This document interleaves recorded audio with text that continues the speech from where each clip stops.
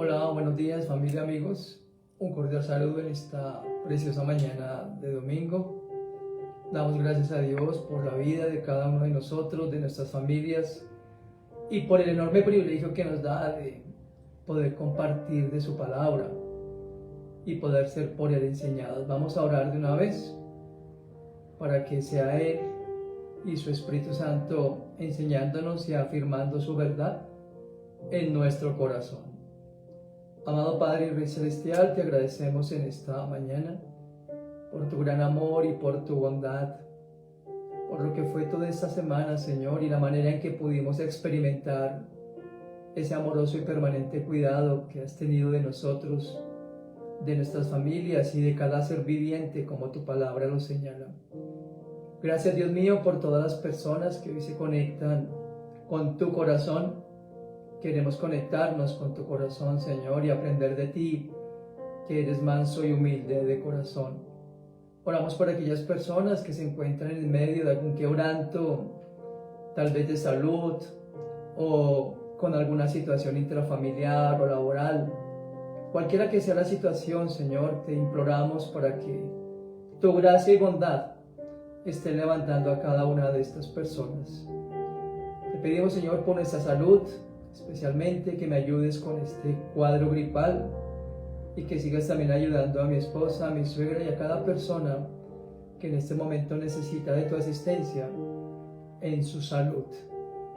Vivifícanos con tu palabra, santifícanos con tu verdad, Señor, y afírmala en nuestros corazones. Por favor, que este medio funcione sin ningún tipo de dificultad, que tanto el audio como el video y todo lo demás funcione bien, pero especialmente que sea tu palabra la que se aloje en el corazón de cada uno de nosotros.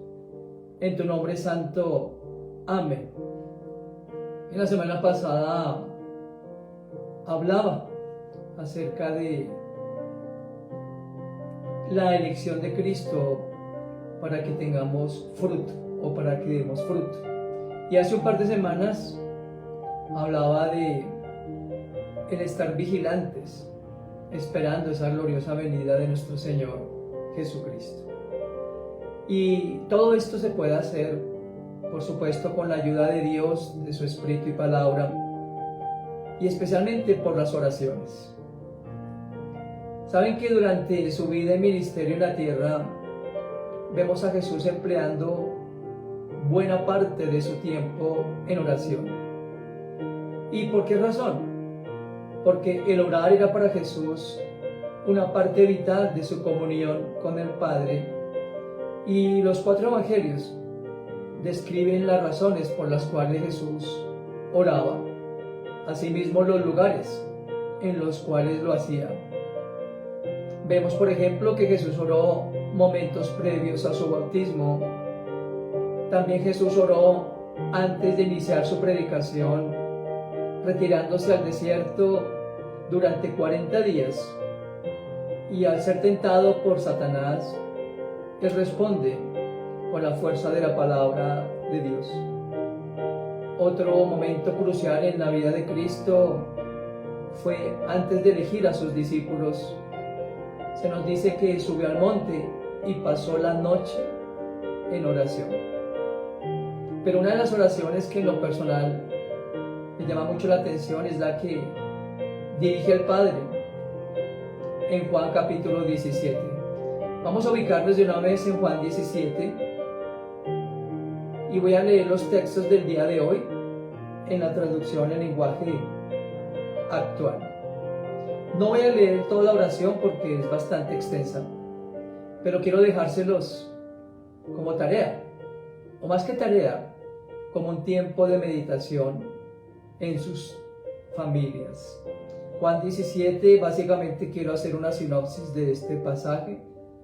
En este capítulo de Juan 17, en primer lugar Jesús ora por sí mismo. Lo pueden ver allá en casa de los versículos 1 al 8. Y en segundo lugar, Jesús ora por sus discípulos. Eso lo pueden ver del versículo 9 en adelante.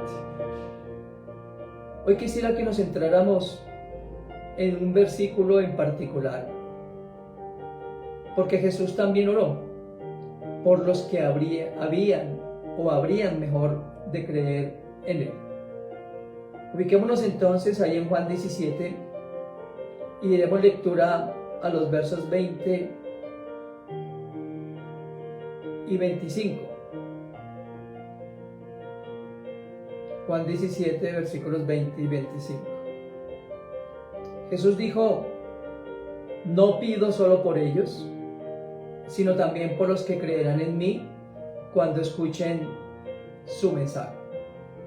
Padre, tú eres justo, pero los de este mundo no conocen tu justicia.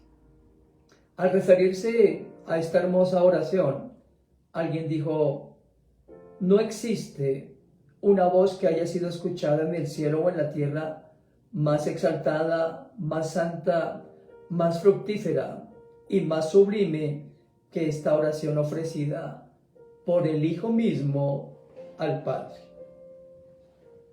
Esta oración se conoce como oración sacerdotal y fue una oración que Jesús dirigió al Padre momentos antes de ir a Getsemaní para orar antes de su arresto. Esto lo vemos en el mismo Evangelio. Miren conmigo por favor Juan 18 en el versículo 1. Juan 18, 1.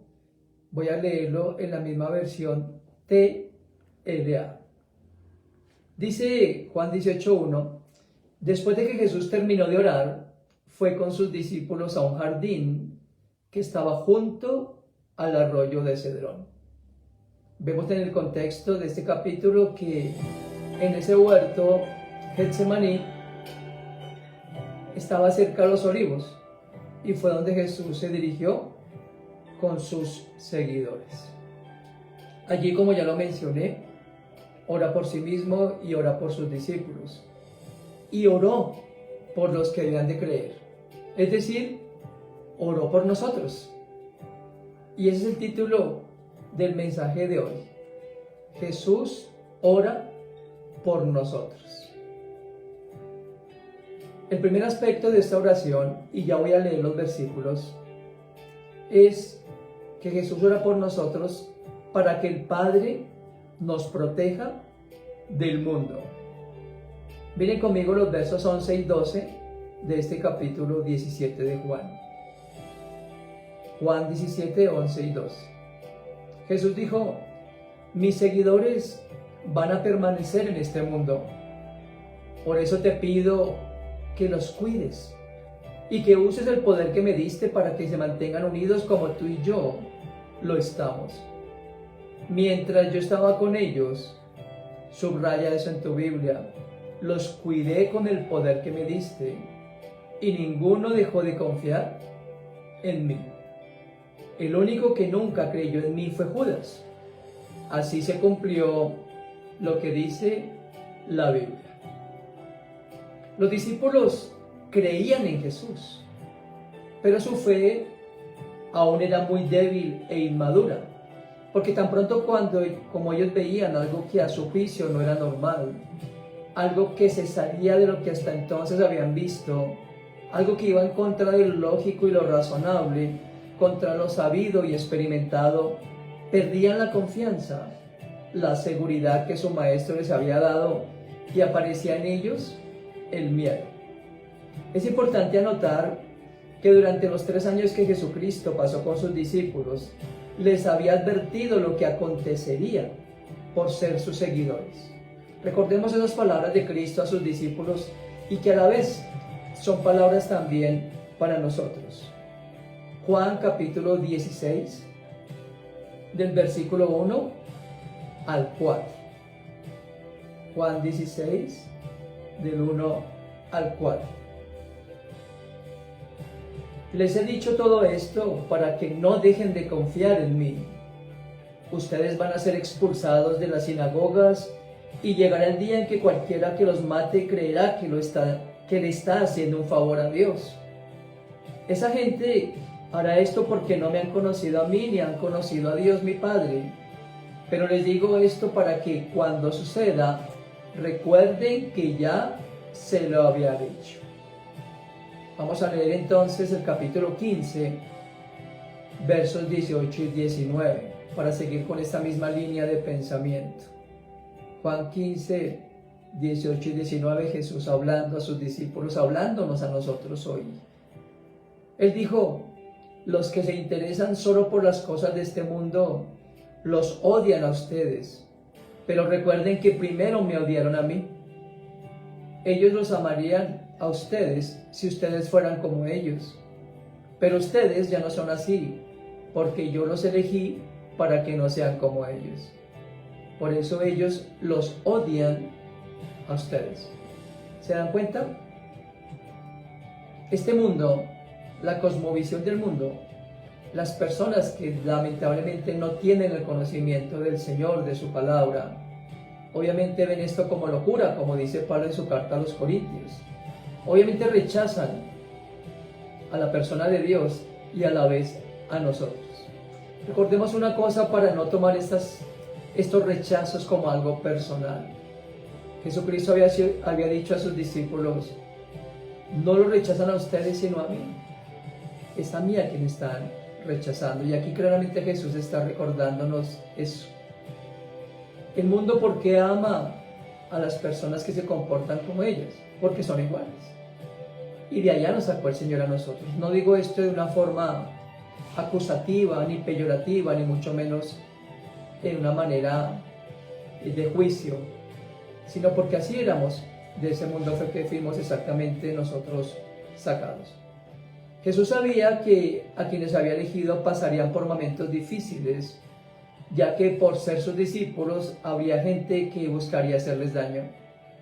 Hay que señalar que los grupos religiosos que se opusieron a Jesucristo durante su ministerio utilizaron su influencia económica, social y política para conseguir que persiguieran, apresaran, acusaran, enjuiciaran, condenaran y mataran al mismo Jesús. Y estaban determinados a hacer lo mismo con sus discípulos. Además de eso, es importante también recordar que el imperio que en ese momento dominaba era el imperio romano, con sus pensamientos de destrucción. Miren lo que dice el apóstol Juan en su primera carta, primera de Juan, capítulo 2, versículos 15 al 17. Primera de Juan 2, 15 al 17. No quieran ustedes ser como los pecadores del mundo, ni tampoco hacer lo que ellos hacen. Quienes lo hacen no aman a Dios el Padre. Las cosas que ofrece la gente del mundo no vienen de Dios, sino de los pecadores de este mundo. Y estas son las cosas que el mundo nos ofrece: los malos deseos, la ambición de tener todo lo que vemos y el orgullo de poseer muchas riquezas. Pero lo malo de este mundo y de todo lo que ofrece está por acabarse. En cambio, el que hace lo que Dios manda vive para siempre.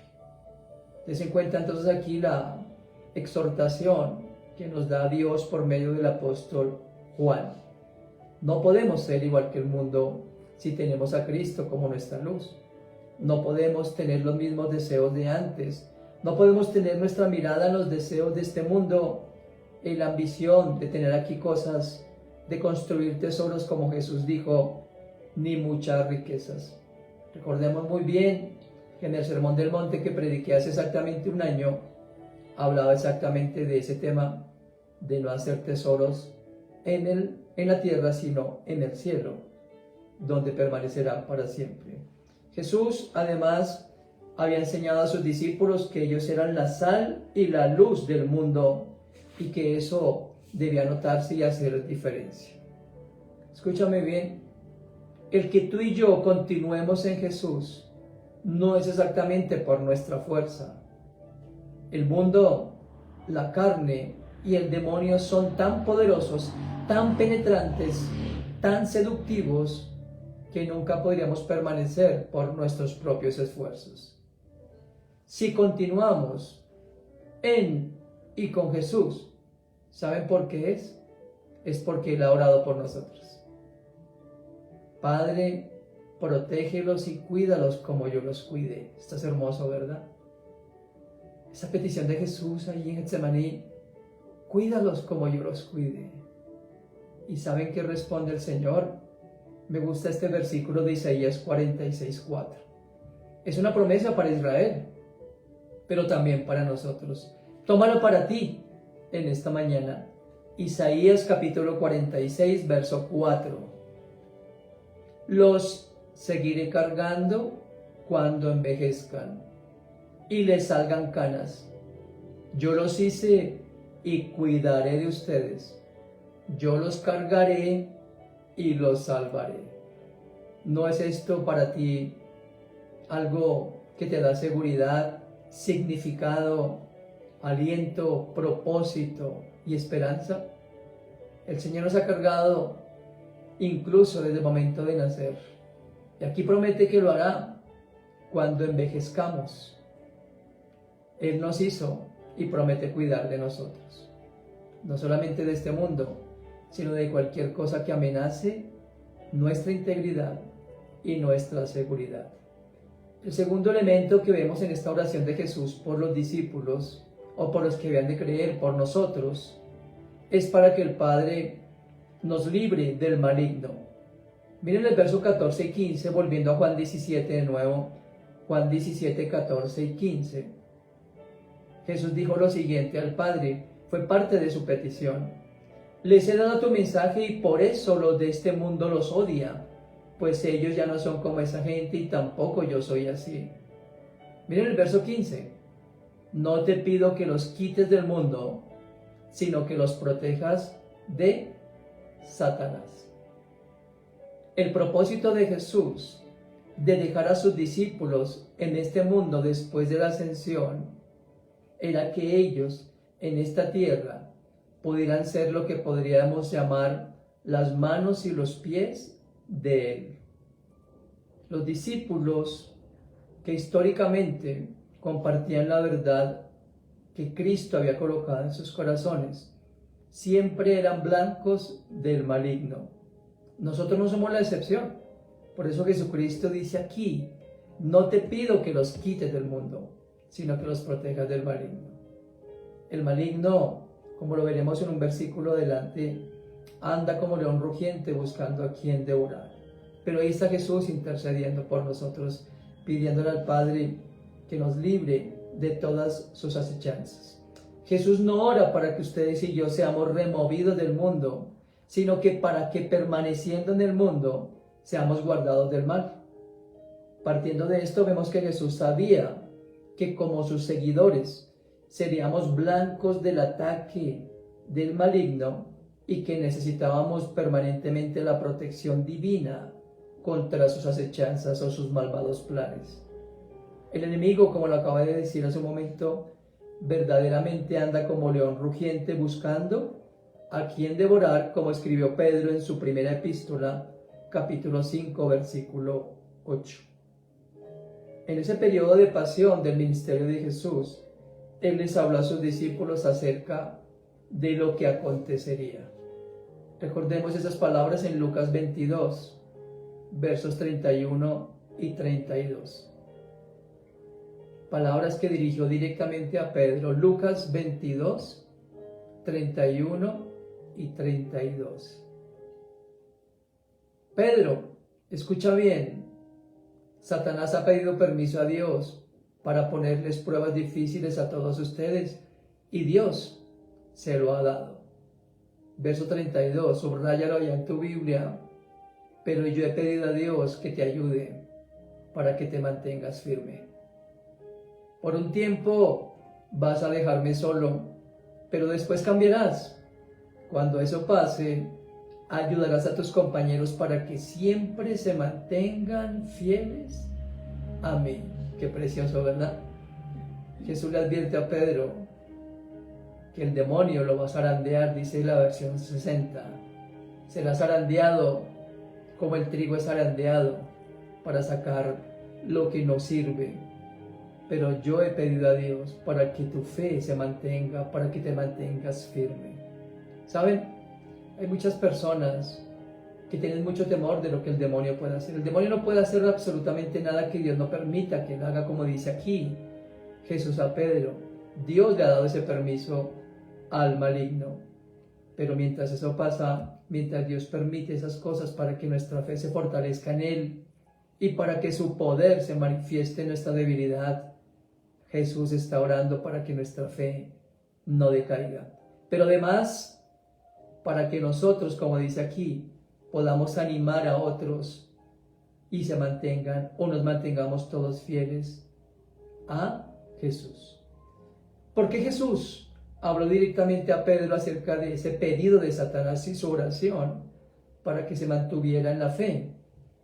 Porque Jesús tenía planes con Pedro. No solamente con Pedro, sino para la iglesia. Y Pedro siendo un instrumento para la extensión de su mensaje. Fue Pedro quien primero confesó a Jesús como el Cristo, el Hijo del Dios viviente. Una verdad que había sido revelada a Pedro por Dios mismo. Toma nota de las citas. Mateo 16, 16, 17. Pedro era un discípulo muy cercano a Jesús, junto con Jacobo y Juan. Solo esos tres estaban presentes cuando Jesús resucitó a la hija de Jairo. ¿Recuerdan cuando compartí la serie Transformados para Transformar? Ahí hablé de todos los discípulos, en Marcos 5:37. Y también Pedro fue testigo de la transfiguración, eso también lo mencioné en esos mensajes. Pedro fue quien experimentó la angustia cuando al dejar la barca y caminar sobre las aguas y rápidamente quitó los ojos de Jesús, comenzó a hundirse, como dice Mateo 14, del 28 al 30. Pedro fue quien sugirió levantar 3 enramadas para honrar a Moisés, Elías y Jesús. También hablé de eso en esa manifestación del cielo, y se postró ante el Señor con gran temor. Pedro fue quien desenvainó su espada y atacó al siervo del sumo sacerdote. Pedro fue quien aseguró que nunca abandonaría al Señor, aunque todos los demás lo hicieran, según dice Mateo 26, pero más tarde lo negó 3 veces. Jesús reafirmó a Simón Pedro como la roca, prometiéndole que sería fundamental en el establecimiento de su iglesia. Y Pedro fue el instrumento usado por el Señor como el principal orador a esos 3,000 en Jerusalén, que posteriormente se convertirían, según Hechos 2:14. Todo es una sinopsis de por qué Pedro iba, o por qué Dios permitiría que Pedro fuera zarandeado. Por esas razones, por todas las razones que acabo de mencionar, fue que Jesús le dijo a Pedro: yo he pedido a Dios que te ayude para que te mantengas firme. George Campbell Morgan, el evangelista británico del siglo XIX, dijo lo siguiente: en la hora de la oscuridad y dificultad, la verdadera actitud de aquellos que creen en Dios es la de esperar en Él. La única fuerza suficiente para permitir a los hombres esperar a Dios es la del amor a Él, porque el amor es el que nos capacita para recibir e interpretar las cosas que Él está haciendo. Me encantó esa frase de George Campbell Morgan. Estoy seguro, amigos, amigas, que nuestro Señor Jesucristo pide a Dios para que ustedes y yo nos mantengamos firmes en la fe y para que ayudemos a otros a que también se mantengan firmes en la fe. El tercer aspecto de la oración de Juan 17, Jesús ora por nosotros. Él ora para que el Padre nos guarde en su verdad, o como dice la Reina Valera 60, para que nos santifique en su verdad. Voy a leer en la TLA los versos 17 al 19. Juan 17, 17 al 19. Tu mensaje es la verdad. Haz que al escucharlo ellos se entreguen totalmente a ti. Los envío a dar tu mensaje a la gente de este mundo, así como tú me enviaste a mí. Toda mi vida te la he entregado a ti. Y lo mismo espero que hagan mis seguidores. Juan 17, 17 al 19. Las Sagradas Escrituras entonces se convierten en algo así como un catalizador para la santificación de nuestras vidas, ya que el Espíritu Santo utiliza la palabra de Dios para retarnos, para cambiarnos y para hacernos más a la imagen de Jesucristo. Es un pensamiento increíble el saber que el Espíritu Santo, quien inicialmente inspiró las Escrituras por medio de la autoría humana, también ilumina las mismas Escrituras dentro de nosotros cuando las estudiamos. Recuerden que en el Sermón del Monte, Mateo 5 al 7, Jesús da a sus discípulos una serie de enseñanzas sobre una vida de rectitud. Es quizá el discurso más largo que dio Jesús y en el cual aprendimos, ¿recuerdan?, cómo un discípulo de Cristo debe vivir, pensar, actuar, hablar y adorar.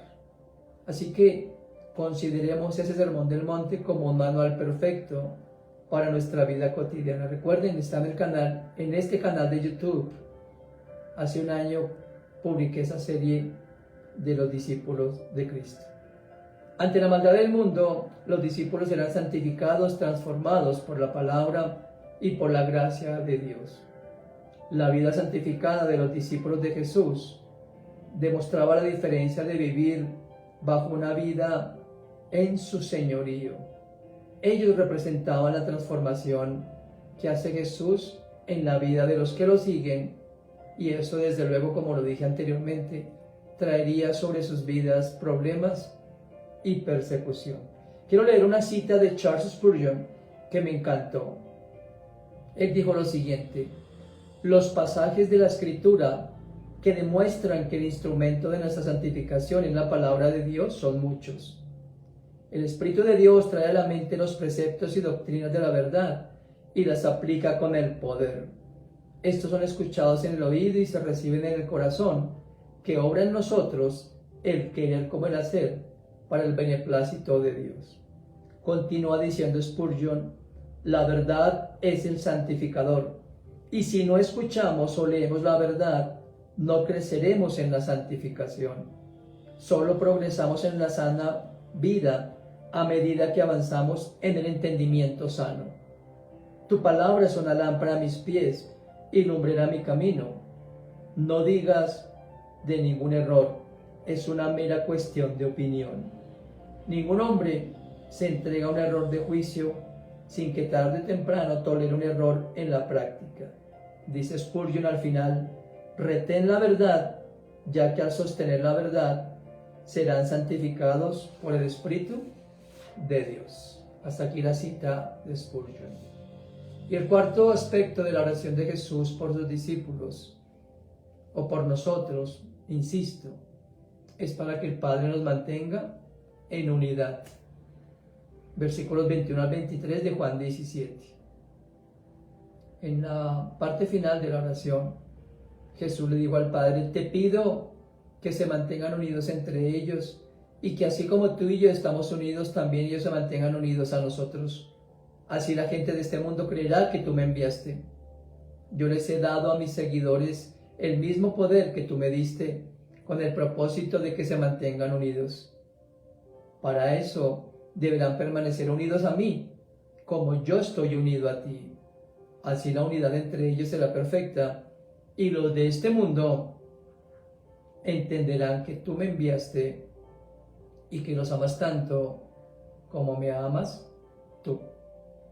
Las declaraciones de Jesús en estos 3 versículos tienen sus raíces en la profunda unidad espiritual que él tenía con el Padre y con los que ha escogido de entre el mundo. Te pido que se mantengan unidos, fue la oración de Jesús. Notemos una cosa importante: el testimonio al mundo es que los discípulos están en el Padre y el Hijo para que el mundo llegue a creer. Esto es mucho más que estar relacionados a través de una organización común. La unidad que brilla con la gloria para que el mundo vea es la unión del Padre y el Hijo, para que esa gloria sea parte de nuestras vidas. Por eso Jesús dijo en este pasaje: la gloria que me diste se las he dado para que sean uno, así como nosotros somos uno. El objetivo de Dios con esta unidad es que esa unidad refleje su gloria y, por supuesto, que muchos conozcan de el Señor. Es por eso que Pablo, un último texto para meditar, en Romanos 15, de los versos 4 al 7, dijo lo siguiente. Leamos por favor Romanos 15, del 4 al 7. Todo lo que está escrito en la Biblia es para enseñarnos. Lo que ella nos dice nos ayuda a tener ánimo y paciencia y nos da seguridad en lo que hemos creído. Aunque en realidad es Dios quien nos da la paciencia y nos anima, a Él le pido que los ayude a ustedes a llevarse bien con todos, siguiendo el ejemplo de Jesucristo. Así todos juntos podrán alabar a Dios el Padre. Por eso es necesario que se acepten unos a otros tal y como son, así como Cristo los aceptó a ustedes. Así todos alabarán a Dios. Jesús pide al Padre que los proteja y les ayude a tener unidad. Él vuelve a pedir que Dios los proteja del maligno. El diablo intentaría detener la obra y atacaría a sus discípulos. Jesús pide al Padre que los proteja específicamente de esos ataques.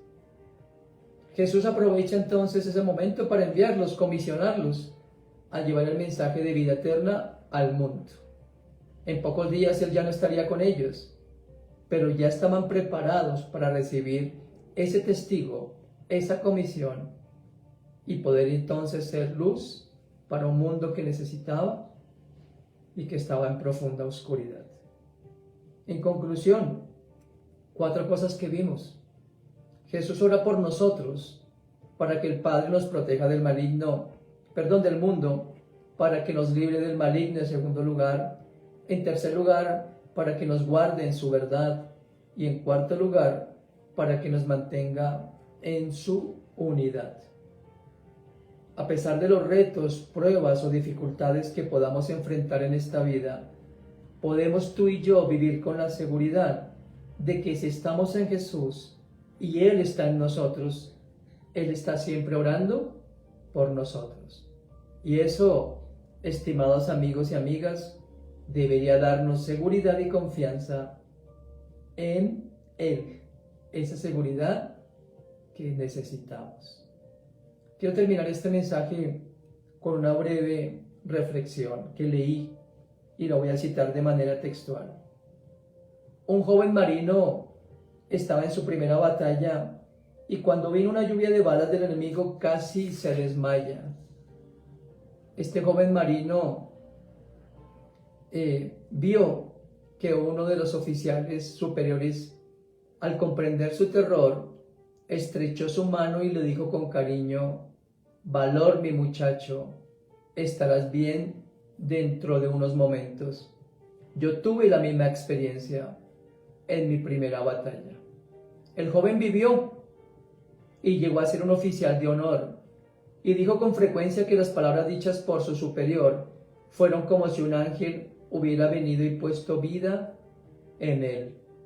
Desde ese momento fue más valiente que los demás. ¿Saben? Esto es lo que hace Cristo con cada uno de nosotros, sus discípulos. Es lo que hace por los que están desalentados y desanimados, para ayudarnos a recobrar nuestra confianza en Él. Valor, amados amigos y amigas. Pronto todo esto pasará. Y mientras llega ese momento, nunca olvides ni por un instante que Jesús continúa orando por ti. Padre, gracias por este mensaje que nos das en esta mañana. Gracias por todo lo que nos has enseñado, Dios. Gracias por recordarnos que no estamos solos ni solas, que a pesar de que tenemos muchas batallas con nuestro propio ser interior, con la cosmovisión de este mundo y el maligno tratando de desenfocarnos de ti, tú estás orando por nosotros. Gracias, Señor. Gracias porque así como lo hicieras por Pedro, he orado para que su fe no desmaye.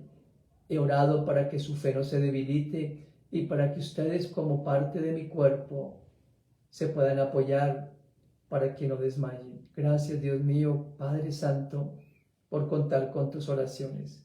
Es maravilloso saber que muchas personas en el mundo oran por nosotros y por cada necesidad, pero es aún más maravilloso el saber que tú oras por nosotros. Gracias, amado Redentor, porque aparte de entregar tu vida en propiciación por nuestros pecados, aparte de darnos la libertad de redimirnos y reconciliarnos con papá, ahí en el cielo sigues intercediendo por nosotros con esos gemidos indecibles.